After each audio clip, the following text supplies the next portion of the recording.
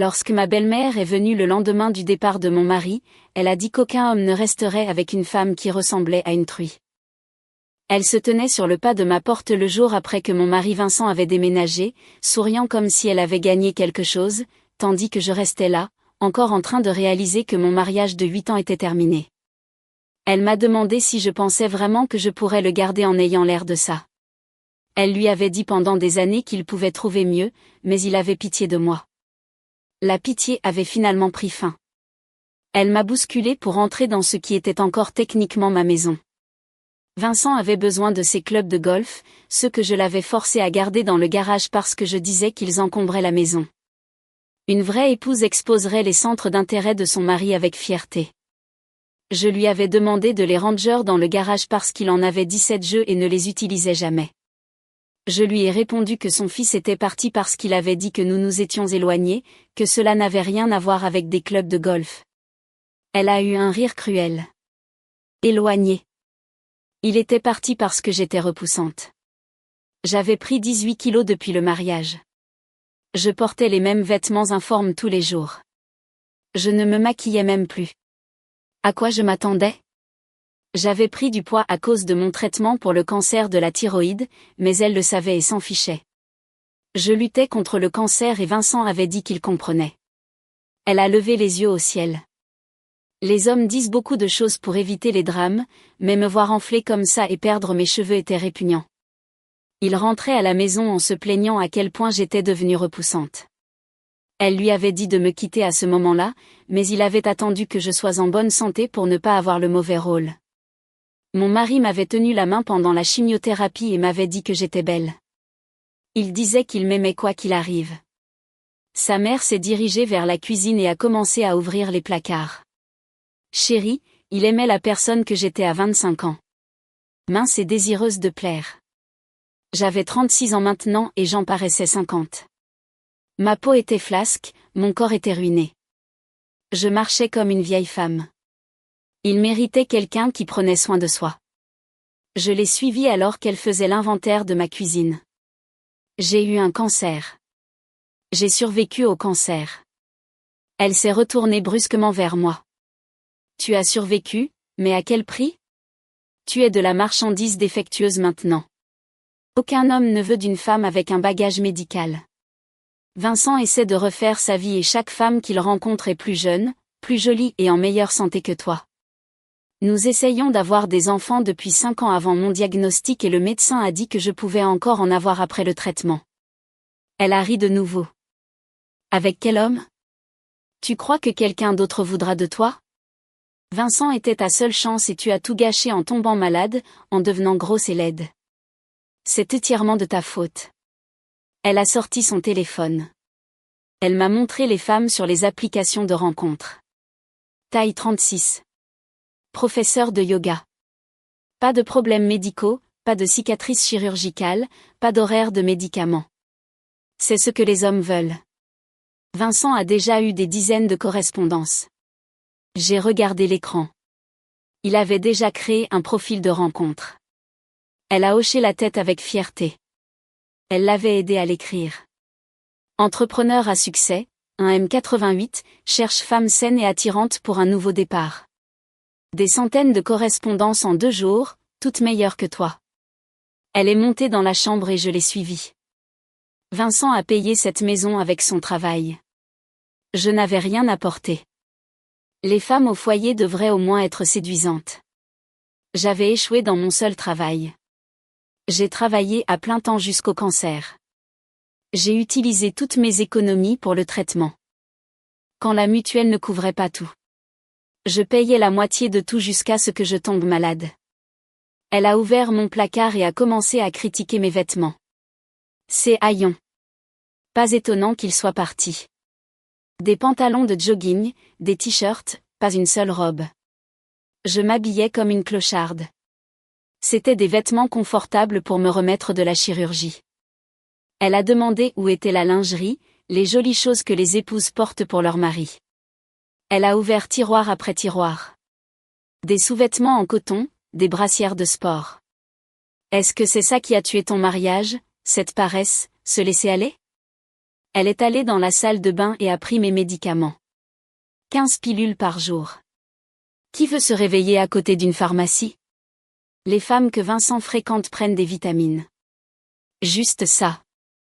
Juste des vitamines. Elles sont pures, saines. Pas des désastres médicaux ambulants. Elle a rejeté mes médicaments sur le comptoir. L'avocat de Vincent me contactera pour le divorce. Il invoque une altération définitive du lien conjugal, mais nous savions tous de quoi il s'agissait. J'étais devenue dégoûtante alors qu'il était resté parfait. Elle est redescendue. Les clubs de golf. J'ai indiqué le garage. Elle les a mis dans la voiture. Puis elle est revenue. Vincent voulait que je récupère la bague de sa grand-mère. Celle qu'il avait gaspillée avec moi. Je ne méritais pas un héritage familial. Je ne la portais pas parce que mes doigts avaient gonflé à cause des médicaments. Elle était dans le coffre-fort. Il connaissait le code. Elle est passée de nouveau à côté de moi pour la prendre. 8 ans de sa meilleure période gâchée avec moi. Il aurait déjà pu avoir des enfants avec quelqu'un de digne. Mais au lieu de ça, il était resté avec une truie malade et stérile qui ne pouvait même pas rester mince pour lui. Elle a pris la bague et l'a examinée. Elle allait la faire nettoyer et la garder pour quelqu'un qui la méritait. Mes mains malades l'avaient contaminée. Elle est retournée à la voiture. Au fait, Vincent prévoit déjà de demander en mariage la prochaine femme qu'il fréquentera. Il veut des enfants immédiatement. Fini de perdre du temps avec des femmes défectueuses. Elle est partie et je suis restée là, tremblante. 3 mois plus tard, elle m'a appelée en pleurant. Le stress des rencontres était trop lourd. Toutes ces femmes le rejetaient dès qu'elles le rencontraient en personne. Il avait pris 27 kilos à cause de la dépression et je n'avais rien dit. Il avait peur et était seul. Les factures médicales étaient énormes. Sa mutuelle ne couvrait presque rien. J'ai finalement parlé. Je ne vais pas t'aider. J'ai appuyé sur le bouton rouge et j'ai laissé tomber le téléphone sur le canapé comme s'il m'avait brûlé la main. Mes doigts tremblaient tellement que j'ai dû m'asseoir dessus. 3 mois de silence et elle m'appelait en pleurant à propos de Vincent comme si je devais m'en soucier, comme si je devais réparer le désastre qu'il avait fait de sa vie. Le silence dans mon salon semblait immense après avoir entendu sa voix brisée par les larmes. Je n'avais jamais raccroché au nez de personne auparavant, même pas des démarcheurs téléphoniques. Mais entendre sa supplication, après tout ce qu'elle m'avait dit, a tendu tout mon corps d'une rage que je ne savais pas encore posséder. J'ai repris mon téléphone et j'ai cherché dans mes contacts jusqu'à trouver le numéro d'Inès. Nous ne nous étions pas parlé depuis presque 2 ans parce que Vincent disait toujours qu'elle était une mauvaise influence. Il disait qu'elle me remplissait la tête de sottises féministes, que son divorce prouvait qu'elle ne comprenait rien au mariage.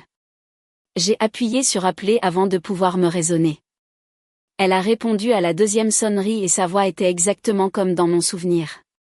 Quand j'ai commencé à expliquer le départ de Vincent, la visite d'Huguette et l'appel de tout à l'heure, mes mots sont sortis dans un flot incohérent. Inès ne m'a pas interrompu une seule fois. Elle m'a juste écouté parler de plus en plus vite jusqu'à ce que je sois à bout de souffle. Puis elle a dit qu'elle arrivait et a raccroché. 40 minutes plus tard, elle était à ma porte avec 2 bouteilles de vin et une boîte de mouchoirs.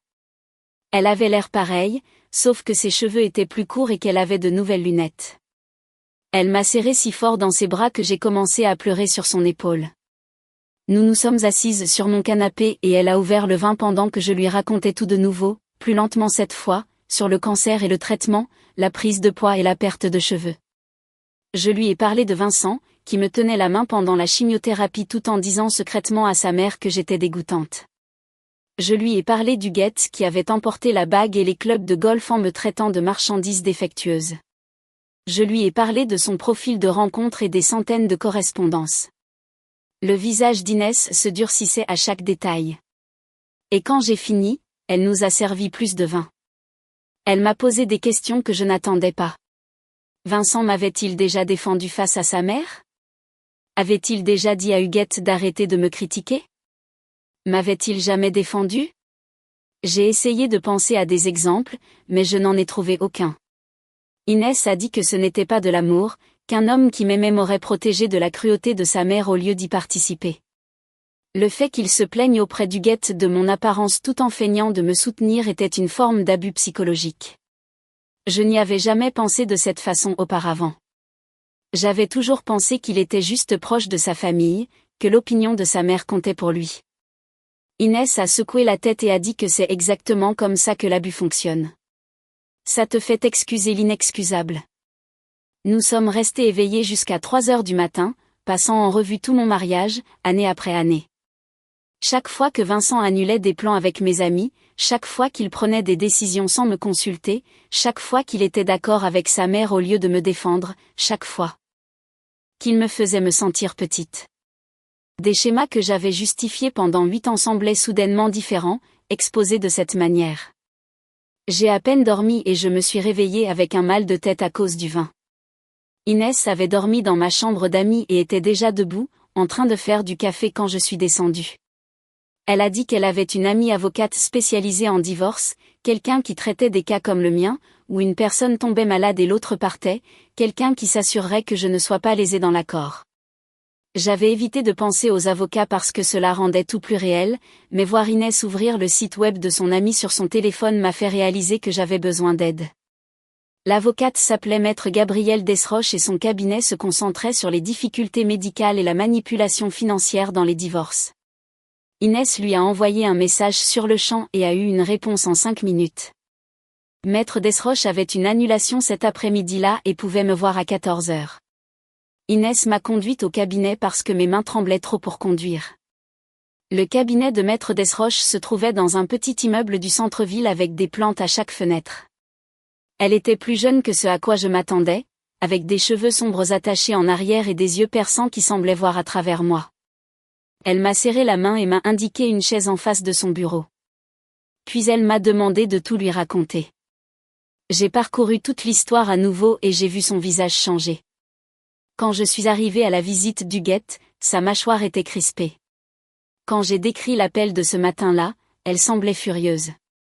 Elle a posé des questions précises sur l'argent, combien j'avais contribué à l'apport de la maison, quel pourcentage des factures je payais avant le cancer, combien de mes économies étaient allées dans les frais médicaux, si le nom de Vincent figurait sur ma dette médicale. Je n'avais pensé à rien de tout cela comme étant pertinent pour le divorce. Maître Desroches a expliqué que mes contributions financières comptaient, que les tribunaux se souciaient de qui avait payé quoi, que ma difficulté médicale et ma perte de revenus pendant le traitement étaient des facteurs pour une éventuelle prestation compensatoire. Elle a demandé si j'avais des documents et j'ai dit que je gardais tous mes relevés bancaires et mes reçus. Elle a souri pour la première fois et a dit que c'était une bonne chose, que nous pourrions monter un dossier solide avec la documentation appropriée.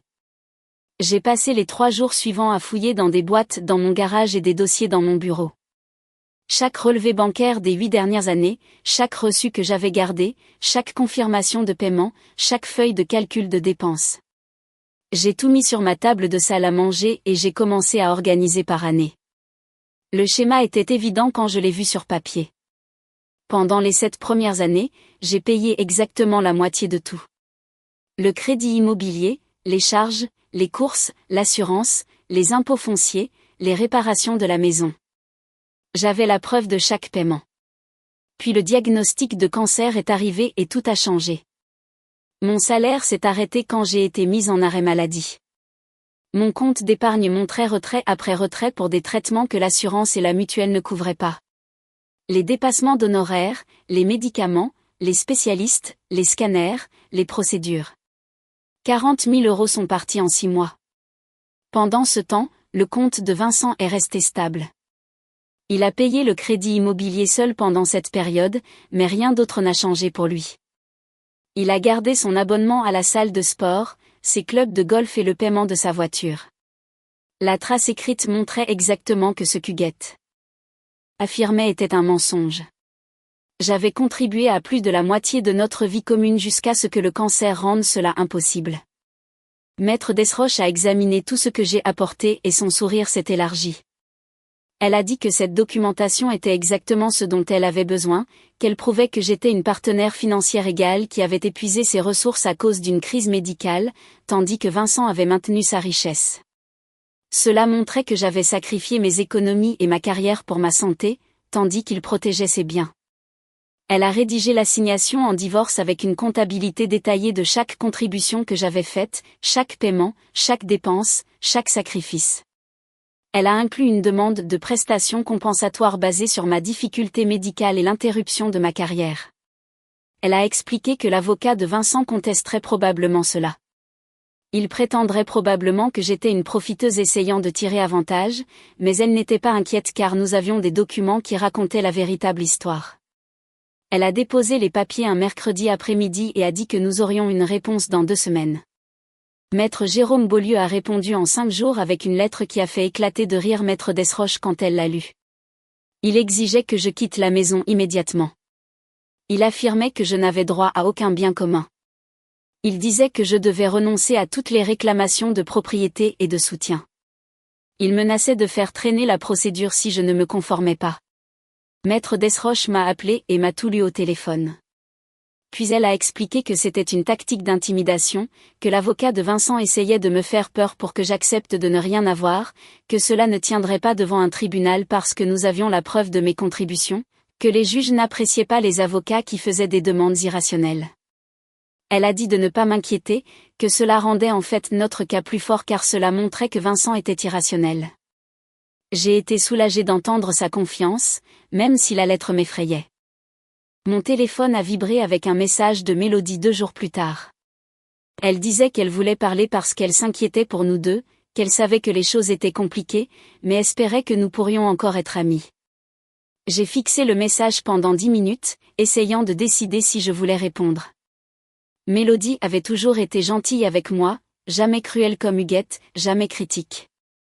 Elle m'avait envoyé des colis de réconfort pendant la chimio, appelé pour prendre de mes nouvelles, envoyé des cartes drôles pour me faire rire. Mais elle était aussi la sœur de Vincent, une partie de sa famille, une partie du système qu'il avait créé. J'ai répondu et accepté de la retrouver pour un café parce que j'étais curieuse de savoir ce qu'elle savait, ce qu'elle avait entendu, de quel côté elle était. Nous nous sommes retrouvés dans un café près de son travail le samedi matin. Mélodie avait l'air fatiguée quand elle est entrée. Elle m'a serré dans ses bras et a commandé des cafés au lait pour nous deux, puis nous nous sommes assises près de la fenêtre. Elle a commencé par dire qu'elle avait appris pour le divorce et qu'elle était désolée que les choses n'aient pas fonctionné, qu'elle m'avait toujours appréciée et espérait que nous pourrions rester en contact. J'ai hoché la tête et attendu qu'elle en vienne à la vraie raison de son appel. Elle a pris une profonde inspiration et a dit que Vincent vivait dans la cave chez Huguette, qu'il s'effondrait, prenait du poids, ne se douchait pas, ne sortait pas de la maison. Les rencontres étaient plus difficiles qu'il ne l'avait prévu, les femmes le rejetaient quand elles le rencontraient en personne. Il était déprimé et effrayé et ne savait pas quoi faire. J'ai écouté sans réagir et elle a continué à parler. Elle a dit qu'Huguette s'inquiétait pour lui, qu'elle ne savait pas comment l'aider, que peut-être je pourrais lui parler. J'ai failli en rire, mais je me suis retenue. Puis Mélodie a dit quelque chose qui m'a fait me redresser sur ma chaise. Elle a admis avoir entendu tout le discours d'Huguette à mon égard ce jour-là, qu'elle était cachée dans la voiture, qu'elle avait tout entendu et qu'elle avait été horrifiée. Elle voulait entrer et l'arrêter, mais elle avait trop peur de la colère d'Huguette. J'avais besoin de connaître la vérité et j'ai demandé directement à Mélodie si Vincent s'était vraiment plaint de mon apparence pendant le traitement. Elle a cessé de remuer son café et a fixé la mousse pendant ce qui a semblé une minute entière. Puis elle a hoché lentement la tête et a dit oui, il s'était plaint à Huguette de mon apparence. Mon estomac s'est noué, mais je suis restée calme et j'ai attendu qu'elle continue. Elle a expliqué que Vincent avait eu peur quand je suis tombée malade et ne savait pas comment gérer le fait de me voir subir la chimio. Il parlait à Huguette parce qu'il avait besoin de quelqu'un à qui se confier et elle était toujours là pour écouter. Mais Huguette prenait chaque petite plainte et la transformait en quelque chose d'énorme et de laid. Elle encourageait ses pires pensées et les rendait plus grandes qu'elles ne l'étaient.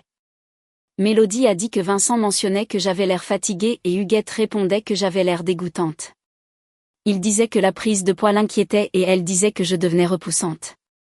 Elle amplifiait tout jusqu'à ce que ses peurs deviennent ses armes. Mélodie m'a regardée avec une tristesse sincère et a dit que cela n'excusait pas ce qu'il avait fait. Avoir peur ne lui donnait pas la permission de m'abandonner ou de laisser sa mère m'attaquer.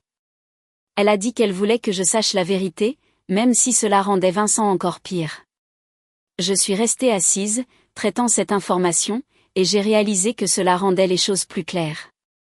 Vincent n'était pas un monstre qui avait délibérément décidé de me détruire. Il était simplement faible. C'était un lâche qui ne pouvait pas gérer les choses difficiles et qui a couru vers sa mère au lieu d'être honnête avec moi. Mais la faiblesse qui permet la cruauté est toujours un choix. Il a choisi de se plaindre à Huguette au lieu de me parler. Il a choisi de laisser la haine de sa mère grandir au lieu de me défendre. Il a choisi de partir au lieu de rester. Chacune de ces décisions était un choix qu'il avait fait. J'ai dit à Mélodie que j'appréciais son honnêteté et que cela m'aidait à comprendre ce qui s'était réellement passé. Mais je lui ai aussi dit que je ne pouvais avoir aucun contact avec Vincent ou qui que ce soit de sa famille maintenant. J'avais besoin de me protéger et de construire ma propre vie sans eux. Elle a hoché la tête et a dit qu'elle comprenait. Elle espérait que peut-être un jour nous pourrions redevenir amis, mais elle respectait mon besoin d'espace. Nous avons fini notre café, nous nous sommes serrés dans les bras en nous disant au revoir, et je suis rentrée chez moi en me sentant étrangement plus légère. Ma séance de thérapie avec Salomé, 3 jours plus tard, s'est entièrement concentrée sur ce que Mélodie m'avait raconté. Salomé a écouté toute l'histoire, puis a demandé comment c'était de savoir que Vincent s'était plaint de moi tout en feignant de me soutenir. Je lui ai dit que c'était pire que l'abandon, d'une certaine manière. L'abandon faisait mal, mais cela ressemblait à une trahison plus profonde, car cela signifiait que toute ma réalité pendant le traitement était fausse. Chaque fois que Vincent me tenait la main et disait que j'étais belle, il mentait. Chaque fois qu'il disait que la prise de poids ne le dérangeait pas, il mentait. Il allait chez sa mère et disait le contraire de tout ce qu'il me disait. Salomé m'a aidé à voir que cela expliquait pourquoi le divorce semblait si soudain et déroutant. Ce n'était pas soudain pour Vincent.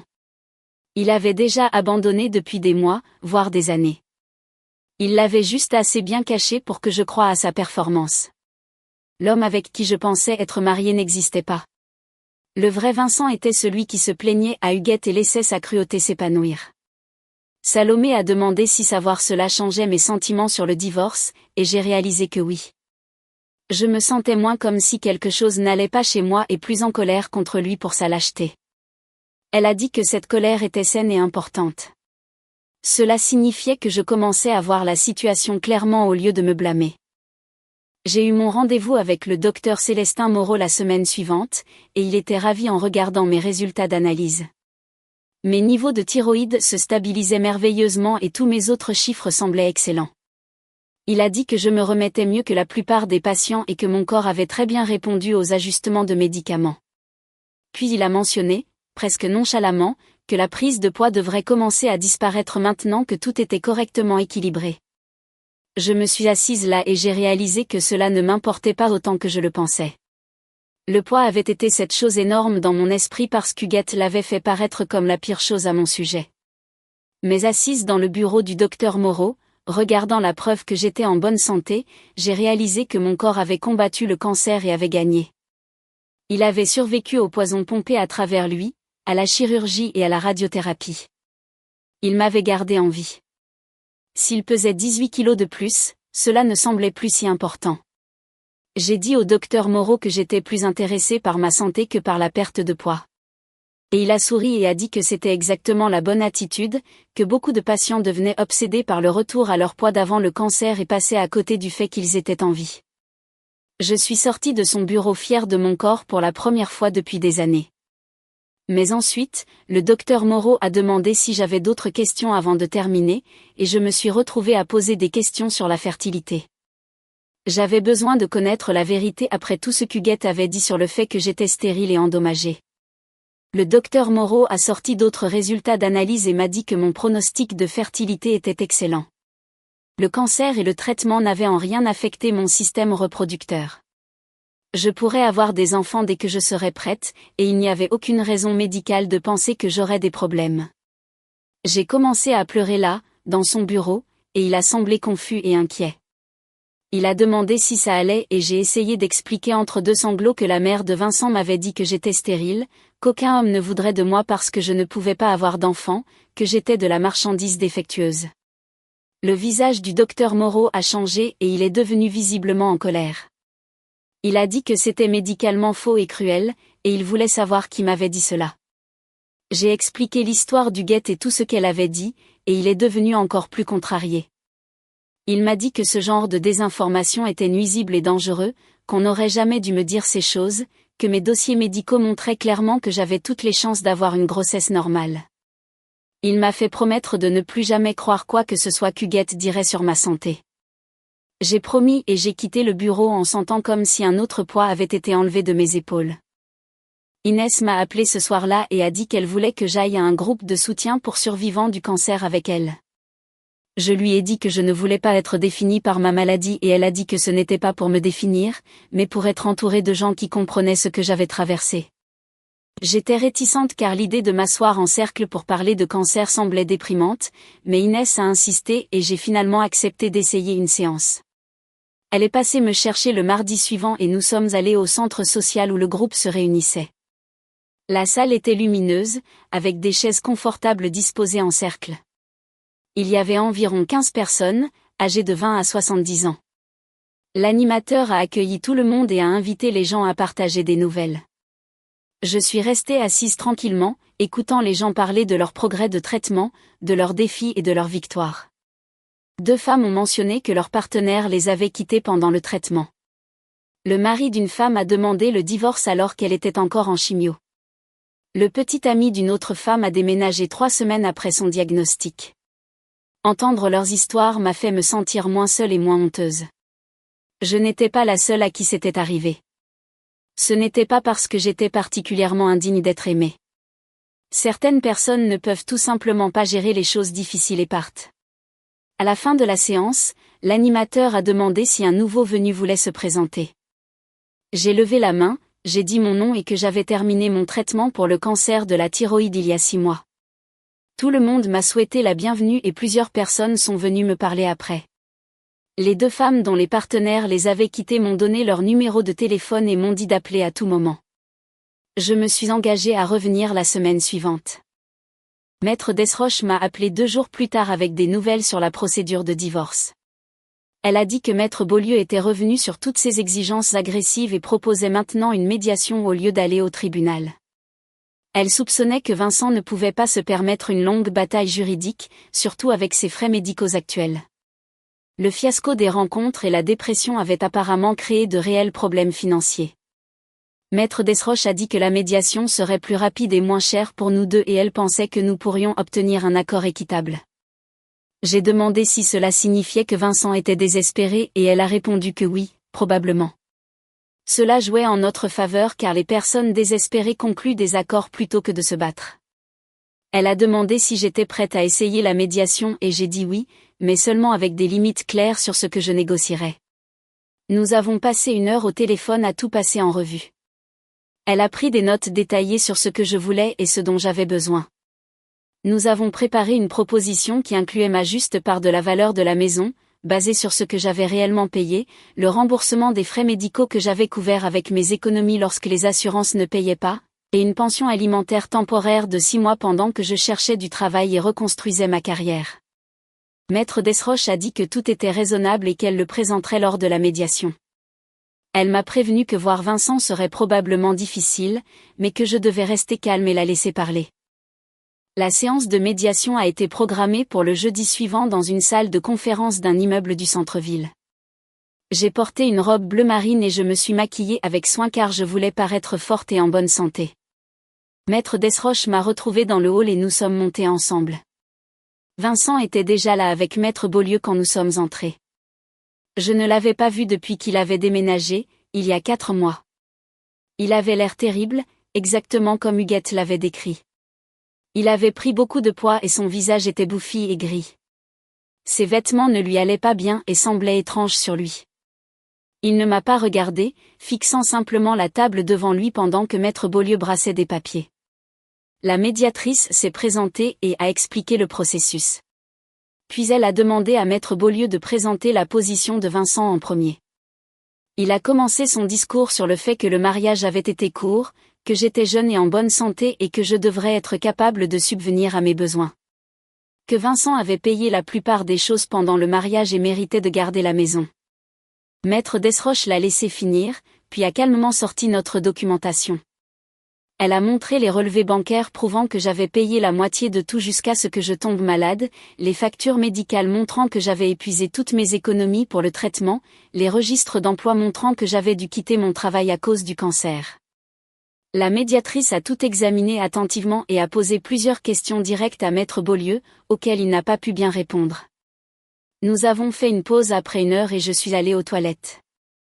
Quand je suis sortie, Vincent se tenait dans le couloir. Il a essayé de s'approcher de moi, mais je me suis retournée et j'ai marché dans la direction opposée, de retour dans la salle de conférence. Je n'étais pas prête à entendre ce qu'il voulait dire. Je ne lui devais pas l'occasion de s'excuser, d'expliquer ou de se sentir mieux sur ce qu'il avait fait. Maître Desroches attendait et a demandé si ça allait. J'ai hoché la tête et j'ai dit que je voulais juste en finir. La médiatrice nous a rappelé et a demandé aux deux parties s'il y avait une marge de compromis. Maître Desroches a présenté notre proposition et a expliqué chaque point. La médiatrice l'a trouvé juste. Maître Beaulieu a argumenté pendant un moment, mais finalement Vincent a parlé d'une voix basse et a dit qu'il serait d'accord. Juste comme ça. C'était fini. Nous avions conclu un accord préliminaire. Je recevrais 40% de la valeur de la maison, ce qui était moins que les 50% que je méritais, mais assez pour recommencer.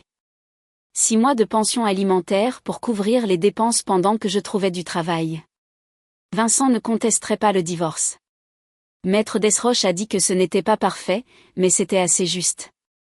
J'ai signé l'accord préliminaire et je suis sortie de cet immeuble en me sentant libre. Inès a apporté des annonces d'appartements le lendemain et nous nous sommes assises à ma table de cuisine avec du café pendant qu'elle entourait des possibilités avec un stylo rouge.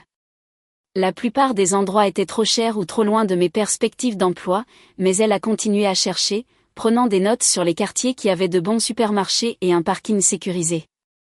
Nous avons trouvé une annonce qui semblait prometteuse dans un quartier que j'avais toujours aimé. L'appartement avait de grandes fenêtres sur les photos et un minuscule balcon orienté au sud pour que les plantes reçoivent une bonne lumière. Inès a appelé le propriétaire sur le champ et a fixé une visite pour cet après-midi-là.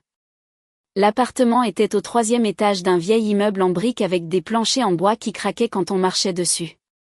Le propriétaire nous a montré la cuisine, qui était petite mais avait été récemment rénovée avec des armoires blanches et des comptoirs en granit. La chambre était juste assez grande pour un grand lit et une commode. Le salon avait ces grandes fenêtres que j'avais vues sur les photos, et elles laissaient entrer tellement de lumière naturelle que tout l'espace semblait chaleureux et ouvert. Le balcon pouvait à peine contenir 2 chaises, mais je pouvais m'imaginer là dehors le matin avec un café et un livre. Le propriétaire a expliqué que les charges n'étaient pas incluses, mais que l'immeuble était bien isolé, donc les coûts de chauffage restaient raisonnables. J'ai posé des questions sur les conditions du bail et il a dit qu'il préférait les baux d'1 an, mais qu'il envisagerait 6 mois si je payais une caution supplémentaire. Je lui ai dit que je venais de finaliser mon accord de divorce et que j'aurais le premier et le dernier mois de loyer plus le dépôt dans la semaine. Il a semblé satisfait et a dit qu'il me garderait l'appartement si j'apportais le dépôt avant vendredi. Je suis allée à la banque le jeudi pour transférer ma part de l'accord de la maison sur mon compte personnel.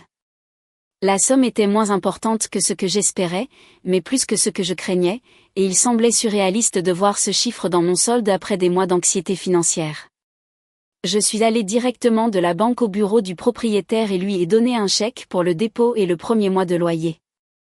Il m'a donné le bail à examiner et je l'ai ramené à la maison pour lire chaque clause avant de signer. Maître Desroches m'avait appris à être prudente avec les documents légaux et je n'allais pas me précipiter, même si j'étais excitée. Le bail était standard, sans rien d'inquiétant, alors je l'ai signé le vendredi matin et l'ai déposé au bureau du propriétaire. Il m'a remis 2 clés et a dit que je pouvais emménager quand je serais prête. L'appartement était officiellement à moi à partir du 1er du mois suivant, ce qui me donnait 2 semaines pour emballer la maison et organiser le déménagement. Inès a recruté 3 femmes du groupe de soutien pour aider le jour du déménagement, et nous nous sommes toutes retrouvées à la maison tôt le samedi matin avec du café et des cartons. Les femmes du groupe de soutien s'appelaient Karine, Lorraine et Roxane, et elles avaient toutes vécu des divorces après des crises médicales, donc elles comprenaient pourquoi ce déménagement était important. Nous avons commencé dans la chambre, emballant mes vêtements et mes affaires personnelles, laissant tout ce qui me rappelait Vincent ou sa famille. Sa mère avait raison, je n'avais pas beaucoup de vêtements élégants, mais j'ai emballé mes affaires confortables et les quelques tenues sympas que j'avais achetées pour les entretiens d'embauche. Karine a trouvé ma robe de mariée au fond du placard et a demandé ce que je voulais en faire. Je lui ai dit de la laisser là pour que Vincent s'en occupe, car je n'en voulais pas et je me fichais de ce qui lui arriverait. Nous avons traversé la maison pièce par pièce, remplissant des cartons avec les choses que je voulais vraiment garder et laissant derrière tout ce qui semblait contaminé par le mariage. La cuisine a pris le plus de temps car j'ai dû trier 8 ans de vaisselle et de casseroles accumulées et décider ce qui était vraiment à moi par rapport à ce qui avait été un cadeau de mariage. Inès prenait des décisions exécutives quand j'étais bloquée, et en début d'après-midi, nous avions emballé tout ce qui venait avec moi. Le camion de déménagement qu'Inès avait loué était plus petit que ce à quoi je m'attendais, mais nous avons réussi à tout faire rentrer avec un empilage soigné. Roxane a conduit le camion tandis que le reste d'entre nous suivait dans nos voitures jusqu'au nouvel appartement. Le déchargement a pris moins de temps que l'emballage, et le soir, tous mes cartons étaient empilés dans le salon et mes meubles étaient disposés dans une configuration de base. Inès a commandé des pizzas dans une pizzeria du quartier et nous nous sommes assises par terre, mangeant et riant de voir à quel point l'appartement semblait vide avec si peu d'affaires. Karine a raconté une histoire sur son ex-mari qui essayait de garder la porcelaine de sa grand-mère dans le divorce et comment elle avait engagé un détective privé pour prouver qu'il en avait déjà vendu la moitié. Lorraine a parlé de sa première nuit dans son nouvel appartement après avoir quitté son mari et comment elle avait pleuré pendant 3 heures puis avait dormi mieux que depuis des mois. Roxane a dit que la meilleure partie du divorce était de pouvoir disposer les meubles comme elle le voulait sans que quelqu'un se plaigne. Nous avons fini la pizza et elles m'ont toutes serrée dans leurs bras avant de partir, me disant d'appeler si j'avais besoin de quoi que ce soit. J'ai passé les 2 semaines suivantes à déballer lentement les cartons et à faire de l'appartement le mien. J'ai acheté des plantes pour le balcon et les ai disposées pour qu'elles reçoivent la meilleure lumière. J'ai accroché des photos de ma famille et de mes amis sur les murs et j'ai arrangé ma chambre exactement comme je le voulais. La liberté de faire chaque choix sans tenir compte de l'opinion de quelqu'un d'autre semblait étrange au début, puis profondément satisfaisante. Je pouvais mettre ma cafetière sur le côté gauche du comptoir au lieu du droit, je pouvais suspendre mes serviettes comme je le voulais, je pouvais mettre la musique au volume qui me rendait heureuse. Chaque petit choix renforçait le fait que cet espace n'appartenait qu'à moi. Huguette a appelé 2 semaines après mon déménagement, et cette fois j'ai répondu parce que j'étais curieuse de savoir ce qu'elle voulait maintenant. Sa voix au téléphone était frénétique et suppliante, pas cruelle comme lors de sa visite chez moi. Elle a commencé à parler immédiatement, sans même dire bonjour, de la façon dont Vincent allait de plus en plus mal. Elle ne savait plus quoi faire. Il quittait à peine sa chambre chez elle, il avait pris plus de poids, il ne se douchait pas régulièrement. Elle avait essayé de l'emmener voir un médecin, mais il refusait. Elle avait essayé de le faire parler, mais il ne voulait pas. Elle était effrayée, seule et désespérée. J'ai écouté sans rien dire pendant qu'elle énumérait ses inquiétudes, attendant qu'elle en vienne au fait. Finalement, elle a demandé directement si je parlerais à Vincent parce qu'il avait mentionné mon nom et elle pensait que peut-être, entendre ma voix l'aiderait. J'ai demandé pourquoi elle pensait que j'aiderais le fils dont elle m'avait dit qu'il était dégoûté par mon apparence, et il y a eu un long silence à l'autre bout du fil. Puis elle a dit d'une voix basse qu'elle avait peut-être exagéré certaines choses que Vincent avait dites. J'ai ri de cet énorme euphémisme et je lui ai dit que les problèmes de Vincent n'étaient plus mon affaire. Elle a commencé à parler plus vite, disant que Vincent avait vraiment du mal, que le divorce était difficile pour tout le monde et que peut-être nous pourrions arranger les choses si seulement nous parlions. Je l'ai interrompu et j'ai dit que je n'étais pas intéressée par le fait d'arranger quoi que ce soit et que Vincent devait régler ses problèmes avec une thérapie, pas avec moi. La voix d'Huguette est alors passée de suppliante à furieuse, m'accusant d'être vengeresse et cruelle de refuser d'aider Vincent dans son moment de besoin. Je lui ai rappelé chaque chose méchante qu'elle m'avait dite lors de sa visite chez moi. J'ai demandé comment elle s'attendait à ce que je réagisse en étant traitée de repoussante, dégoûtante et de marchandise défectueuse. J'ai demandé si elle croyait vraiment que j'aiderais l'homme qui m'a abandonnée après mon traitement contre le cancer ou la belle-mère qui m'a blâmée d'être tombée malade. Elle a essayé d'interrompre, mais j'ai continué à parler, lui disant qu'elle avait rendu sa position très claire sur ce qu'elle pensait de moi et que je n'avais aucune obligation d'aider l'un ou l'autre d'entre eux maintenant. Je lui ai dit que je n'avais pas causé la situation actuelle de Vincent et que ses difficultés avec les rencontres, la dépression et la prise de poids étaient les conséquences de ses propres choix, pas ma vengeance. Elle a balbutié quelque chose sur le fait que je devrais être la meilleure personne et que la famille aide la famille, même après le divorce. J'ai dit que nous n'étions plus une famille et qu'elle s'était assurée que je comprenne que je n'avais jamais vraiment fait partie de sa famille de toute façon. Puis je lui ai raccroché au nez à nouveau et j'ai éteint mon téléphone pour le reste de la journée. Je suis restée assise sur mon canapé pendant 1 heure après avoir raccroché avec Huguette, et mes mains n'arrêtaient pas de trembler. Mais sous le tremblement, il y avait quelque chose de nouveau, quelque chose que je n'avais pas ressenti depuis des années. Je lui avais dit non. Je m'étais défendue. J'avais refusé de la laisser me faire sentir petite et brisée. Quand je suis allée voir Salomé 3 jours plus tard, je lui ai parlé de la conversation et elle a vraiment souri. Elle a dit que j'avais établi une limite avec quelqu'un qui avait passé des années à me traiter comme si je n'avais pas droit à des limites. Elle a dit que c'était un énorme progrès. Je lui ai dit que c'était à la fois terrifiant et bon, comme si j'avais sauté de quelque chose de haut et que j'avais atterri en toute sécurité. Salomé a hoché la tête et a dit que c'était exactement ce que l'on ressent quand on se défend après des années à être rabaissé. J'ai commencé à chercher un emploi la semaine suivante. Mon CV avait un trou de 8 mois entre mon dernier poste et maintenant. J'ai pensé à mentir ou à inventer quelque chose de vague, mais je me suis souvenu de Salomé disant que mon cancer n'était pas quelque chose à cacher ou dont il fallait avoir honte. J'ai donc écrit des lettres de motivation honnêtes. J'ai expliqué que j'avais pris du temps pour le traitement et la récupération du cancer. J'ai dit que j'étais maintenant en parfaite santé et impatiente de retourner au travail. J'ai postulé à 2 entreprises dans ma région et j'espérais peut-être 1 ou 2 réponses si j'avais de la chance. 3 entreprises m'ont appelé en 2 semaines. Le premier entretien était par téléphone et j'étais si nerveuse que j'ai failli vomir avant. Mais dès que la conversation a commencé, c'était mieux que ce que j'avais prévu. La responsable du recrutement a posé des questions sur mon interruption de carrière et j'ai dit la vérité. Elle a dit que sa mère avait survécu au cancer du sein et qu'elle savait à quel point le traitement était difficile. Elle a demandé ce que j'avais appris de cette expérience. Je lui ai dit que cela m'avait appris que j'étais plus forte que je ne le pensais et que je ne prenais plus rien pour acquis. Elle a dit que c'était des qualités précieuses chez un employé. Le deuxième entretien était en personne et j'ai porté une de mes anciennes tenues de travail qui ne m'allait plus très bien. Le directeur là-bas a posé des questions similaires et a semblé impressionné quand j'ai parlé de la gestion des rendez-vous médicaux et des effets secondaires du traitement tout en essayant de maintenir une certaine normalité.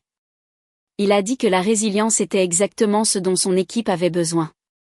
Le troisième entretien était avec une entreprise plus petite et la patronne était une femme de mon âge qui avait aussi eu le cancer. Nous avons discuté pendant 1 heure de travail, de vie et de survie. Elle m'a offert le poste à la fin de l'entretien. J'ai reçu 2 offres au total. L'une payait un peu plus, mais avait la même ambiance d'entreprise que mon ancien emploi. L'autre payait moins, mais avait une meilleure mutuelle et la patronne qui avait aussi survécu au cancer. J'ai choisi la seconde. Quand j'ai appelé pour accepter, ma nouvelle patronne a dit qu'elle appréciait particulièrement les employés qui avaient surmonté des épreuves difficiles parce qu'ils apportaient de la force et de la perspective à l'équipe. J'ai pleuré après avoir raccroché, mais c'était de bonnes larmes. Commencer à travailler, c'était comme retrouver une partie de moi que j'avais perdue, non seulement pendant le cancer, mais pendant tout mon mariage. J'avais toujours travaillé jusqu'à ce que Vincent commence à suggérer que je n'en avais peut-être pas besoin. Que je pourrais peut-être me concentrer sur la maison et éventuellement les enfants. J'ai continué à travailler quand même, mais je me sentais coupable, comme si je manquais à mon devoir d'épouse. Maintenant, j'entrais dans mon nouveau bureau et personne ne se souciait de mon poids, de mes cicatrices ou si je portais du maquillage. Ils se souciaient de savoir si je pouvais faire le travail. Mes collègues étaient amicaux sans être indiscrets. Ils posaient des questions normales sur l'endroit où je vivais et ce que j'aimais faire. Personne ne me traitait comme si j'étais fragile ou endommagée. Personne n'agissait comme si je pouvais me briser. Mélodie m'a envoyé un message 2 semaines après que j'ai commencé. Elle a dit qu'elle avait entendu parler de mon nouvel emploi par quelqu'un et voulait me féliciter. Puis elle a ajouté que Vincent voyait enfin un thérapeute parce que sa dépression était devenue assez grave pour que même Huguette s'inquiète. J'ai lu ce message 3 fois. Une partie de moi était soulagée qu'il reçoive de l'aide. Une partie de moi était en colère qu'il ait fallu qu'il s'effondre pour que sa mère prenne la santé mentale au sérieux. Elle m'avait dit de simplement surmonter le cancer, mais la tristesse de Vincent lui avait valu une thérapie et du soutien. Je n'ai pas répondu au message de Mélodie pendant quelques heures. Finalement, j'ai simplement dit merci et que j'espérais que la thérapie l'aiderait. Je n'ai pas demandé de détails, je ne voulais pas en savoir plus. Le divorce a été finalisé 6 semaines après la médiation. Maître Desroches m'a envoyé les documents officiels avec une note jointe disant qu'elle était fière de la façon dont je m'étais défendue tout au long du processus. Je me suis emmenée dîner seule ce soir-là. Je suis allée dans un restaurant chic que j'avais toujours voulu essayer. J'ai commandé du vin, un plat principal cher et un dessert. Je me suis assise là, seule, et je me suis sentie sincèrement heureuse. Pas soulagée parce que quelque chose de mauvais était terminé, mais vraiment heureuse de ce qui allait suivre. Le divorce signifiait que j'étais libre, libre de la faiblesse de Vincent et de la cruauté d'Huguette, et du sentiment constant de ne pas être assez bien. Lors de la réunion de mon groupe de soutien la semaine suivante, j'ai partagé que j'étais officiellement divorcée et que je commençais un nouvel emploi. Tout le monde a applaudi. Une femme dont le mari l'avait quittée pendant la chimio est venue me voir après. Elle a dit que je l'inspirais à enfin demander le divorce aussi. Elle avait peur de le faire seule, peur que personne ne veuille d'elle après le cancer, peur de ne pas pouvoir subvenir à ses besoins. Mais me voir le faire lui a fait penser qu'elle pourrait peut-être le faire aussi. Je lui ai donné les coordonnées de Maître Desroches et je lui ai dit qu'elle méritait mieux que quelqu'un qui l'a abandonnée quand elle avait le plus besoin de soutien. Je suis allée acheter des vêtements de travail ce week-end-là. J'avais besoin de choses qui m'allaient dans mon corps actuel au lieu d'essayer de me faufiler dans de vieux vêtements qui ne fonctionnaient plus. Debout dans la cabine d'essayage, j'ai remarqué quelque chose d'étrange. Mon corps avait changé, mais pas seulement de la manière qu'Huguette avait énuméré comme des accusations. Je me tenais différemment maintenant, plus droite, plus solide. Je me suis regardée dans le miroir et je n'ai pas vu quelqu'un qui avait besoin de s'excuser d'occuper de l'espace. J'ai choisi des vêtements qui me faisaient sentir puissante, un blazer qui tombait parfaitement sur mes épaules, un pantalon confortable mais professionnel, une robe que j'aimais vraiment au lieu d'une que je pensais que les autres approuveraient. Rien de ce que j'ai acheté n'était pour cacher, réparer ou m'excuser. Tout était pour me sentir bien dans ma propre peau. Inès m'a appelé quelques jours plus tard et a dit qu'elle voulait que je rencontre son amie Noémie, qui était aussi fraîchement divorcée. Nous nous sommes retrouvés pour un café le samedi matin. Elle était drôle, vive d'esprit et ne se prenait pas au sérieux. Elle a fait des blagues sur son ex-mari qui étaient si spécifiques et méchantes qu'elles étaient hilarantes. Elle a posé des questions sur mon divorce et j'ai raconté l'histoire de base. Elle a dit que son ex l'avait quittée pour quelqu'un de plus jeune et de plus mince et qu'elle avait passé 6 mois à pleurer avant de réaliser qu'elle s'en était bien tirée. Nous avons discuté pendant 3 heures de la reconstruction de nos vies, des applications de rencontres et si nous voulions sortir avec quelqu'un à nouveau. Noémie m'a fait rire plus fort que je ne l'avais fait depuis des années. Quand nous sommes finalement sortis du café, elle m'a serré dans ses bras et a dit que nous devrions faire ça toutes les semaines. J'ai immédiatement accepté. Mon bilan de 3 mois avec le docteur Moreau a eu lieu un mardi matin. La salle d'attente avait les mêmes affiches médicales et les mêmes chaises en plastique que d'habitude. J'ai rempli les mêmes formulaires sur les symptômes et les médicaments. L'infirmière a appelé mon nom, a pris ma tension artérielle et mon poids. Le docteur Moreau est entré avec mon dossier et a souri en voyant les chiffres. Mes niveaux de thyroïde s'étaient considérablement améliorés depuis ma dernière visite. Le dosage des médicaments fonctionnait parfaitement. Mon poids s'était stabilisé et mes niveaux d'énergie étaient revenus à la normale.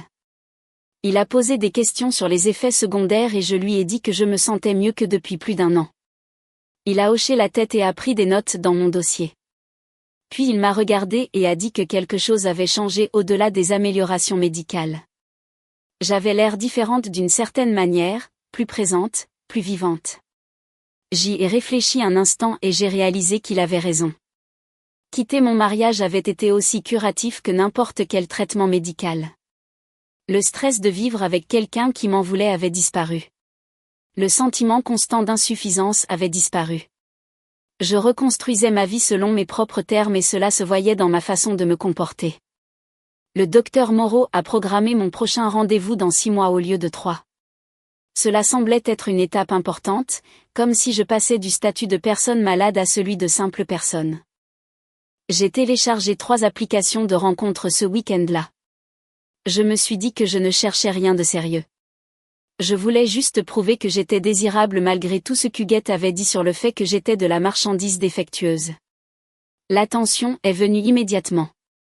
Des dizaines de correspondances dans les premiers jours, des hommes m'envoyant des messages avec des compliments et des questions.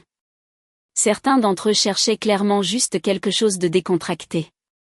D'autres semblaient sincèrement intéressés à me connaître. J'étais exigeante sur ceux à qui je répondais. Je cherchais des hommes qui avaient des profils complets avec de vraies informations, des hommes qui posaient des questions au lieu de simplement envoyer des photos, des hommes qui semblaient valoir la peine d'être rencontrés en personne. La validation était agréable. Chaque correspondance était la preuve qu'Huguette avait tort. Chaque message était la preuve que les hommes me voulaient malgré mes antécédents médicaux et mon corps changé. J'ai discuté avec plusieurs hommes pendant 2 semaines. La plupart des conversations se sont éteintes naturellement. Certaines sont devenues bizarres quand ils ont insisté pour avoir des photos ou sont devenues intimes trop rapidement. Mais un homme nommé Gaspard semblait différent. Son profil disait qu'il était professeur de lycée, qu'il aimait la randonnée et la cuisine. Ses messages étaient drôles et attentionnés. Il a posé des questions sur mes intérêts et a partagé des histoires sur ses élèves. Après une semaine d'échange de messages, il a suggéré de nous retrouver pour un café. Le café était bondé quand je suis arrivée. Gaspard était déjà là, à une table dans un coin. Il s'est levé quand il m'a vu et a souri. Il ressemblait aux photos, ce qui était un soulagement. Nous avons commandé nos boissons, nous sommes assis et avons commencé à discuter. La conversation a coulé facilement. Il m'a parlé de l'enseignement de l'histoire à des adolescents qui voulaient surtout regarder leur téléphone. Je lui ai parlé de mon nouvel emploi et de la joie de travailler à nouveau. Nous avons parlé de livres, de musique et des endroits où nous voulions voyager. 4 heures se sont écoulées sans que je m'en rende compte. Le personnel du café a commencé à nettoyer autour de nous et nous avons réalisé que nous étions restés bien après l'heure de fermeture. Quand j'ai mentionné que j'étais une survivante du cancer, il n'a pas reculé ni changé de sujet. Il a dit que sa sœur avait traversé la même chose il y a 2 ans. Il comprenait ce qu'était cette bataille. Il n'avait que du respect pour les gens qui s'étaient battus et avaient gagné. Cette réponse a signifié plus pour moi qu'il ne l'a probablement réalisé. Ce n'était pas de la pitié ou de l'inconfort, c'était juste de l'acceptation. Nous avons marché jusqu'à nos voitures et il a demandé si je voulais refaire ça. J'ai dit oui immédiatement. Gaspard et moi avons eu 3 autres rendez-vous au cours des 2 semaines suivantes. Un dîner dans un restaurant italien où nous avons partagé une bouteille de vin et avons ri jusqu'à en avoir mal aux côtes. Un samedi après-midi dans un marché où il a acheté des légumes frais et a parlé des recettes qu'il voulait essayer. Un film que nous étions tous les deux d'accord pour dire qu'il était terrible, mais qui a rendu la soirée encore plus amusante. Il était patient avec mes limites. Il n'a jamais forcé plus que ce que j'étais prête à donner. Quand nous nous sommes embrassés pour nous dire bonne nuit après le 4e rendez-vous, cela a semblé naturel et juste. Je me suis surprise à penser à lui entre les rendez-vous, à imaginer ce qu'il faisait, à attendre ses textos avec impatience. J'étais prudemment optimiste sur la direction que cela pourrait prendre. Cela faisait si longtemps que je n'avais pas été excitée par quelqu'un, si longtemps que je ne m'étais pas sentie moi-même dans une relation au lieu d'essayer constamment d'être ce que quelqu'un d'autre voulait. Huguette a appelé 3 mois après la finalisation du divorce. J'ai failli ne pas répondre quand j'ai vu son nom sur l'écran, mais quelque chose m'a poussé à décrocher. Sa voix semblait différente, vaincue, triste, pas en colère ou manipulatrice comme avant. Elle a demandé si je serais prête à parler à Vincent. Il avait spécifiquement demandé à me parler. Il avait du mal et voulait s'excuser. Elle l'a dit d'une manière qui ressemblait plus à une supplication qu'à une exigence. Je suis restée assise sur mon canapé, tenant le téléphone, ne ressentant rien. Pas de colère, pas de satisfaction, juste un vide là où ses sentiments étaient autrefois. J'ai dit à Huguette que je n'étais pas intéressée à parler à Vincent. Il devait régler ses problèmes avec son thérapeute, pas avec moi. Je n'étais plus sa femme, je n'étais pas son système de soutien, je n'étais pas responsable de sa guérison. Elle est restée silencieuse un long moment. Puis elle a dit qu'elle comprenait. Sa voix s'est un peu brisée. Elle a dit qu'elle voulait s'excuser pour la façon dont elle m'avait traitée, pour les choses qu'elle avait dites lors de cette visite, pour m'avoir blâmée pour les choix de Vincent. Les excuses m'ont surprise. Je ne m'y attendais pas, mais elle semblait plus concerner sa culpabilité que ma guérison, comme si elle avait besoin de se débarrasser du poids plus que j'avais besoin qu'elle me pardonne. J'ai demandé pourquoi elle avait été si cruelle avec moi. Pourquoi avait-elle dit ces choses méchantes sur mon apparence et ma valeur? Il y a eu un autre long silence. Puis elle a admis qu'elle me blâmait pour le malheur de Vincent parce que c'était plus facile que d'admettre que son fils prenait ses propres décisions.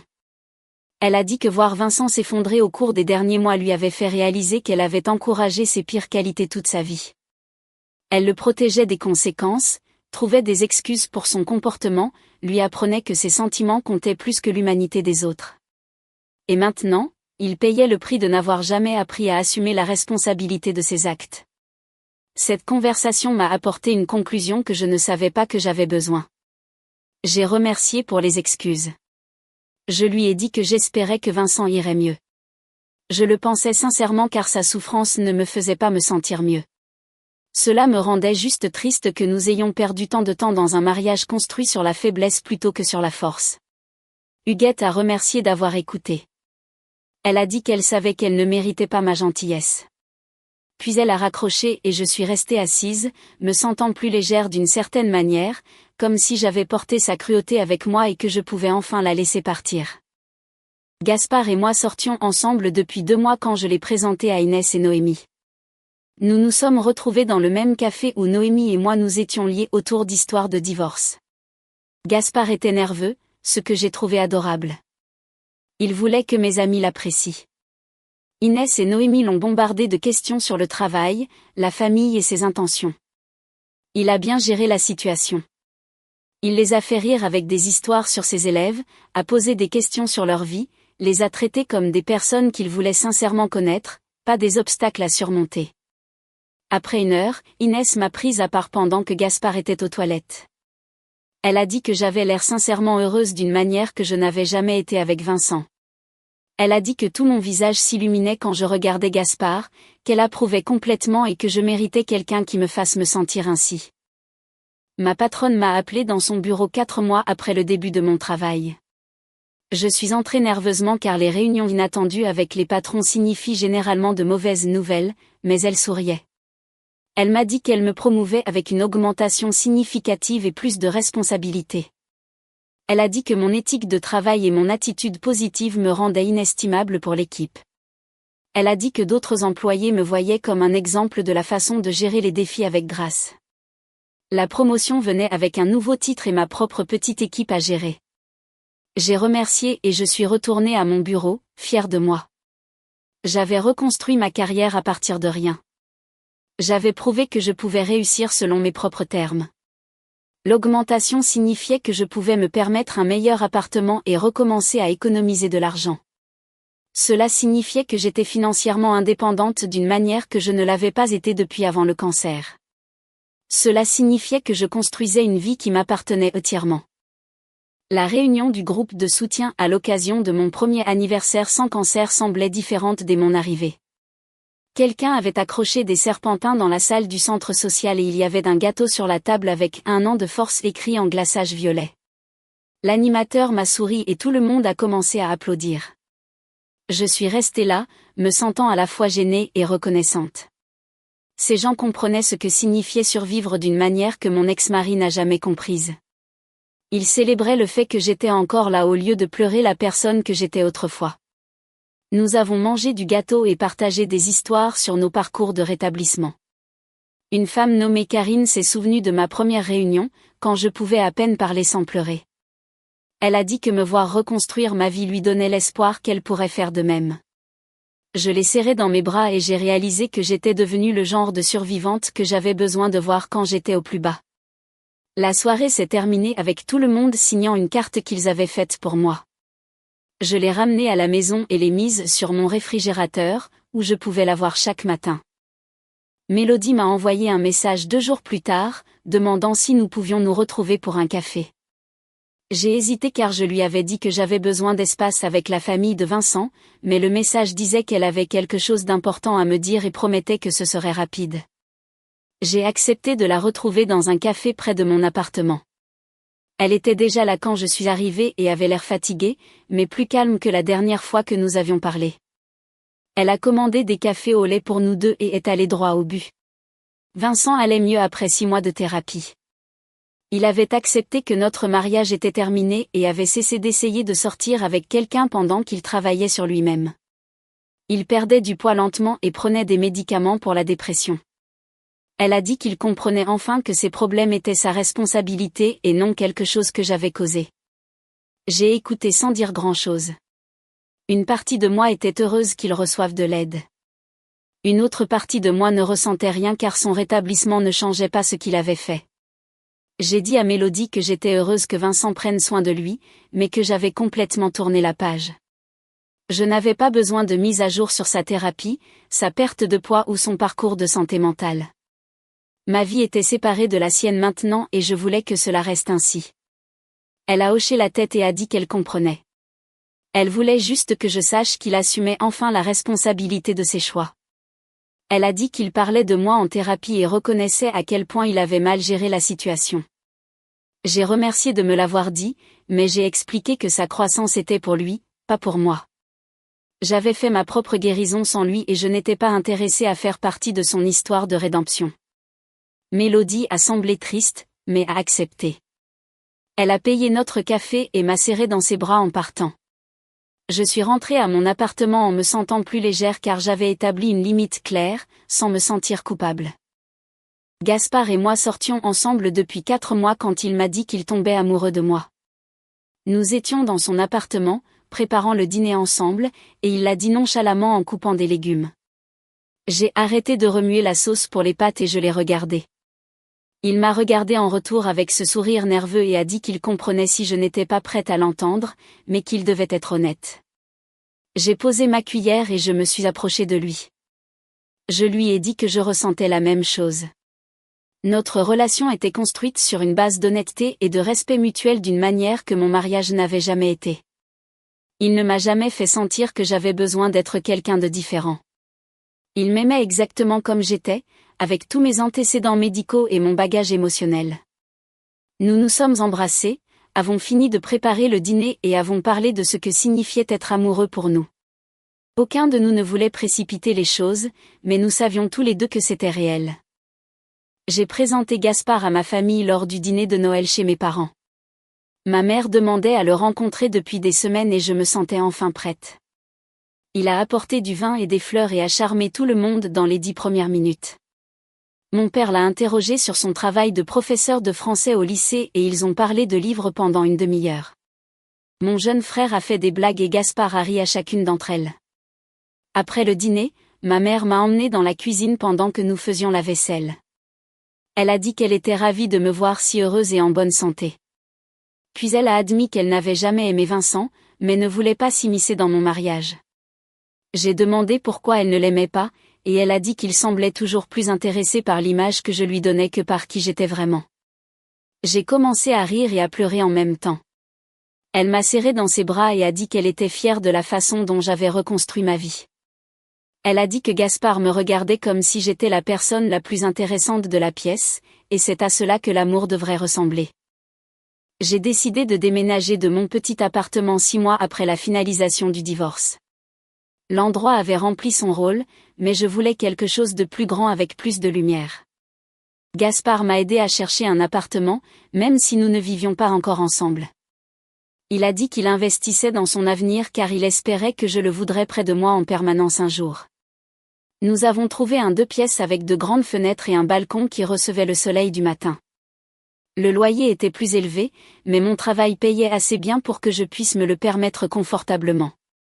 Le jour du déménagement a été épuisant, mais amusant. Gaspard a apporté sa camionnette et Inès sa voiture, et nous avons fait 3 voyages pour charger les cartons et les meubles. Nous avons commandé une pizza et nous nous sommes assis par terre dans mon nouveau salon, mangeant au milieu des cartons non déballés. Gaspard a plaisanté en disant qu'il savait déjà où tout devait aller car il m'avait aidé à visiter tant d'appartements. Je lui ai jeté une serviette en papier froissé, il l'a attrapée et l'a renvoyée. C'était comme si nous construisions quelque chose de réel. Mon premier anniversaire de travail a été marqué par une autre augmentation et une reconnaissance en tant qu'employé du trimestre. Ma patronne m'a appelé dans son bureau et m'a dit que l'entreprise appréciait mes contributions et voulait investir dans mon avenir là-bas. L'augmentation était suffisamment importante pour que je puisse recommencer à économiser de l'argent au lieu de simplement couvrir mes dépenses. Elle a dit que d'autres employés m'admiraient comme un exemple de résilience et d'attitude positive. J'ai remercié et je suis retournée à mon bureau, fière de ce que j'avais construit. Cette carrière m'appartenait entièrement. Personne ne pouvait me l'enlever ou prétendre l'avoir rendue possible. J'avais prouvé que je pouvais réussir selon mes propres termes. Inès m'a appelé 3 mois plus tard avec une nouvelle qui m'a fait crier. Elle était fiancée. Son petit ami l'avait demandée en mariage lors d'un week-end et elle voulait que je sois sa demoiselle d'honneur. J'ai dit oui immédiatement et j'ai commencé à pleurer de joie. Elle avait été là pour moi pendant mon moment le plus sombre, quand mon mariage s'est effondré et que je remettais tout en question. Maintenant, je pouvais célébrer son bonheur et aider à planifier son mariage. Nous nous sommes retrouvés pour déjeuner le lendemain pour parler des plans de mariage. Elle voulait quelque chose de petit et d'intime, juste avec la famille proche et les amis. Planifier son mariage semblait joyeux plutôt que stressant. Cela me rappelait que l'amour pouvait être sain et solidaire au lieu d'être conditionnel et cruel. L'avoir parlé de son fiancé avec une affection si sincère m'a rendue reconnaissante de la vie que j'avais maintenant. J'ai croisé Vincent dans un café 6 mois après notre dernier contact par avocat interposé. J'étais dans la file pour commander quand je l'ai vu assis à une table dans un coin. Il avait l'air plus sain et plus stable que la dernière fois que je l'avais vu. Il avait perdu du poids et son visage avait repris des couleurs. Il m'a remarqué en même temps et nous nous sommes tous les deux figés. Puis il s'est levé et s'est approché de moi. Il a demandé si nous pouvions parler 1 minute. J'ai accepté, même si mon cœur battait la chamade. Nous nous sommes assis à sa table et avons eu une brève et étrange conversation. Il s'est excusé sincèrement pour la façon dont il avait géré la situation. Il a dit que la thérapie l'avait aidé à comprendre à quel point il avait été faible et lâche. Il a dit qu'il avait laissé sa mère empoisonner ses pensées et qu'il s'était enfui au lieu de me soutenir quand j'en avais le plus besoin. Il a dit qu'il n'attendait pas de pardon, mais qu'il voulait que je sache qu'il assumait l'entière responsabilité. J'ai tout écouté, puis je lui ai dit que j'acceptais ses excuses. Je le pensais sincèrement. Garder de la rancune ne m'aidait pas à guérir. Il a semblé soulagé et m'a remercié. Nous avons discuté quelques minutes de plus de choses superficielles, puis je suis partie. Cette rencontre avec Vincent ne m'a pas secouée comme je le pensais. Je suis retournée à ma voiture et je suis restée là 1 minute, traitant ce qui venait de se passer. J'ai réalisé que j'avais suffisamment guéri pour que le voir me rende simplement reconnaissante de la vie que j'avais maintenant, au lieu d'être amère sur ce que j'avais perdu. Il faisait partie de mon passé et je lui souhaitais bonne chance, mais mon présent appartenait à moi, à Gaspard, à Inès, à mon travail et à mon groupe de soutien, et à tous ceux qui célébraient ma force au lieu de me traiter comme si j'étais brisée. J'ai démarré ma voiture et j'ai conduit jusqu'à l'appartement de Gaspard. Il a ouvert la porte et m'a attirée dans ses bras avant que je puisse dire quoi que ce soit. Je lui ai parlé de ma rencontre avec Vincent et il a écouté sans juger. Puis nous avons préparé le dîner ensemble et avons parlé de nos plans pour le week-end. C'est à cela que l'amour devrait ressembler. Gaspard a planifié tout le week-end sans me dire où nous allions. Il est passé me prendre le vendredi après le travail avec une valise déjà prête et nous avons conduit 2 heures vers le nord jusqu'à un petit chalet près d'un lac. L'endroit avait de grandes fenêtres donnant sur l'eau et une cheminée qu'il a allumée pendant que je défaisais les valises. Nous avons préparé le dîner ensemble dans la minuscule cuisine et avons mangé sur la terrasse en regardant le coucher de soleil sur l'eau. Le lendemain matin, nous avons fait le tour du lac et nous nous sommes arrêtés dans une clairière d'où l'on pouvait voir à des kilomètres. Il m'a pris la main et m'a dit qu'il voulait construire un avenir avec moi. Il a dit qu'il savait que nous étions ensemble depuis seulement 1 an, mais il n'avait jamais été aussi sûr de quoi que ce soit. Je lui ai dit que je ressentais la même chose, et je le pensais. 6 mois plus tôt, je n'aurais pas été prête pour cette conversation, mais maintenant je l'étais. Nous avons passé le reste du week-end à parler de ce que nous voulions et à faire des plans qui semblaient réels plutôt qu'effrayants. Le groupe de survivants du cancer m'a demandé de prendre la parole lors de leur événement annuel 3 semaines plus tard. J'ai failli dire non, car parler devant 100 personnes de mon divorce semblait trop personnel, mais l'animateur a dit que mon histoire de reconstruction après le traitement et la fin d'un mariage en même temps aiderait les gens qui se sentaient seuls dans des situations similaires. J'ai écrit des notes, mais j'ai fini par parler principalement de mémoire de tout ce qui s'était passé. Je leur ai parlé de la visite d'Huguette, du départ de Vincent, de la perte de mes économies pour les factures médicales et du sentiment que ma vie était terminée. Puis je leur ai parlé de la rencontre avec Maître Desroches, de l'obtention de mon accord, du début de mon nouvel emploi, de la rencontre avec Gaspard et de la construction d'une vie qui m'appartenait. Après, des dizaines de personnes sont venues me remercier et plusieurs femmes m'ont dit que mon histoire leur avait donné le courage de quitter leur propre mauvais mariage. Une femme m'a demandé si elle pouvait m'appeler un jour pour parler de son divorce et je lui ai donné mon numéro. Aider les autres en partageant ce que j'avais traversé semblait être la dernière pièce pour transformer ma douleur en quelque chose qui comptait. 18 mois après le départ de Vincent, j'étais assise sur mon balcon avec un café, regardant le quartier se réveiller. Gaspard dormait encore à l'intérieur et j'avais la matinée pour moi, pour penser. J'ai réalisé qu'Huguette avait accidentellement raison sur une chose quand elle a dit que je n'étais plus la même femme que Vincent avait épousée. Mais elle avait tort sur la raison pour laquelle cela importait. Je n'étais plus la même parce que j'étais plus forte, en meilleure santé et plus heureuse que je ne l'avais jamais été dans ce mariage. La vie que j'avais construite était entièrement la mienne. Mon travail, mon appartement, ma relation avec mes amis, mon groupe de soutien, tout venait de mes propres choix et de mon travail acharné. Personne ne pouvait me l'enlever ou me faire sentir petite à ce sujet. Vincent avait eu ce qu'il méritait, et j'avais eu ce que j'avais gagné. C'était la différence entre nous. Commentaire, je voulais partager avec vous quelques réflexions après ce récit intense. Votre valeur ne diminue jamais à cause de l'incapacité de quelqu'un à la reconnaître.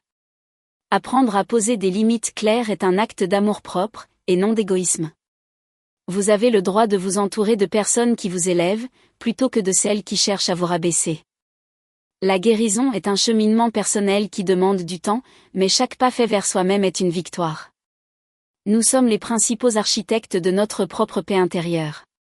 Parfois, la meilleure réponse n'est pas la confrontation, mais le choix conscient de construire une vie où le passé n'a plus de pouvoir. Soyez bienveillant envers vous-même, surtout dans les moments difficiles. Votre histoire continue de s'écrire, et c'est vous qui tenez la plume.